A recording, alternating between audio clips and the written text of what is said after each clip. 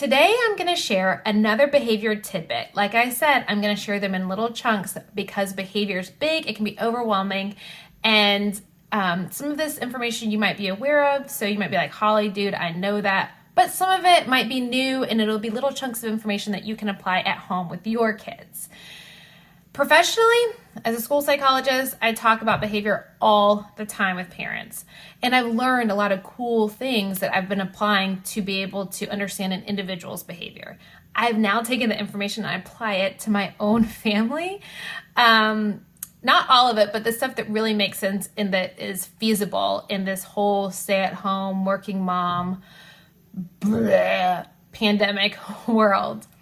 Today, what I want to talk to you about is how to problem solve some different behaviors that could be trickier, because behaviors, guys, they're going to happen. And some of them, most of them are developmentally appropriate, but there are some that drive you bananas, the ones that you're constantly venting to your friends about. Those are the behaviors that if you acknowledge and you notice you keep talking about the same thing over and over again, those are the ones we're talking about today.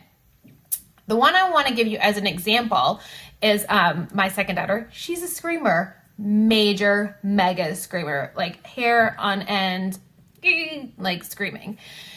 So I really wanted to work with a particular time of day that she is screaming.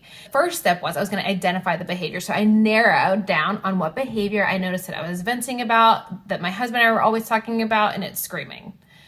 Now that I've identified that one behavior, remember, super focused, because some behaviors you have to ignore, some behaviors you have to address. There's all different kinds of behaviors.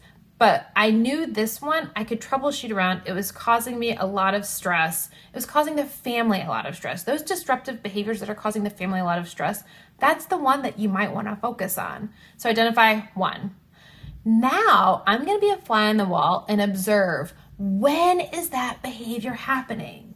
And what is the trigger that's causing that behavior? Prime example, I noticed that in the morning, Maeve would scream quite frequently. And often the trigger was her sister. And her sister just wakes up super happy, ready to go, and is like, play with me, play with me, play with me. And Maeve is more like me, like hair in her face. I don't want to play with you right now, kind of feeling, I'm just hungry. So I can assess using HALT, the acronym Hungry, Angry, Lonely, Tired, which watch my video about that. And I know in the morning that I'm going to have to get food fairly quickly to Maeve because she wakes up hungry. And if I get her fed, then that's less behavior that we're going to see from her. But now, sometimes because her sister's constantly touching and like fidgeting with her, I had to do some more troubleshooting and problem solving. So one of the things I knew I needed to do was replace the screaming with something else. So we're practicing constantly, quite frequently. I'm coaching her on replacing it with I need space. So instead of screaming, Maeve, what can you do? You can say, I need space. A lot of times children, they can't quite put their mind or organize yet exactly what they need help with. So I'm giving her a sentence stem. I'm giving her a sentence that she can use and practice. And we're modeling it for her. I need space. Totally socially appropriate. It actually, she's using it more frequently.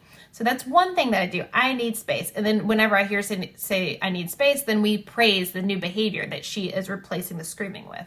Another thing though, there's some times where that's just not going to be the case. And I'm looking at how can I change the environment to be more supportive and decrease that screaming. So it could be that Maeve is sitting at the table eating breakfast and Monroe is putting the dishes away and doing her chores because that girl is really motivated to earn some money. Or it could be that while Monroe's eating, Maeve might go upstairs and get dressed. That doesn't mean that they don't eat together some mornings, because they do, but I'm just kind of creating some space so that they're all doing their own thing a little bit to get ready so that we can all have a less stressful morning. So that is kind of some of the strategies that I'm using. Replacing the sentence, looking at the environment to see how it could be more supportive. And most importantly, eventually I hope to ask Maeve, what do you think you should do? If Maeve is practicing that sentence, she might say, I need to say, I need space.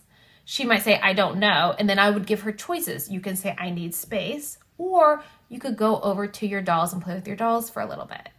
So those options that I'm giving her, and she can begin to pick in one, because we want them to be independent and we want them to be empowered to share their voice and what they think they should do. Like that is like the goal ultimately. We're not here to navigate all of this all the time. We're here to kind of give some guidance, but we want them to be able to feel like they can do it themselves. There's so much strength in that. Okay.